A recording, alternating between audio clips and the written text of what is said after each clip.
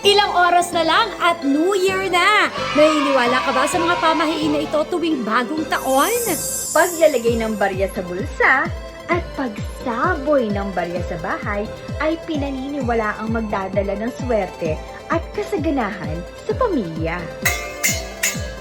Pag-iingay ng sobrang lakas at paggamit ng paputok pagsapit ng hating gabi ay nagtataboy ng mga masasamang elemento at espiritu sa bahay. Pagsusuot ng polka dots na damit na kahawig ng mga barya ay pinaniniwalaan na nakakaakit ng swerte sa kaperahan. Yung pagkain daw ng matatamis, kagaya ng biko, ube halaya, cake, at ng leche flan.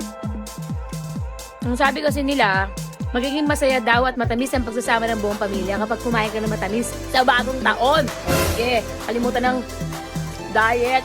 Diet ka dyan. Walang diet. Paghahanda at pagkain ng 12 prutas na sumisimbolo naman sa buong taon na kasaganahan at swerte sa buhay.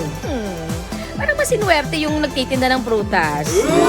At kapag ka-single ka naman, kagaya ko, kumain ka ron ng 12 ubas sa ilalim ng lamesa. Pag tungtong ng alas 12, kailangan hindi lalagpas ha. Hindi lalagpas ng 12:01. Dapat alas 12 mismo, kumain ka ng 12 ubas kahit magkandabilabila o ka.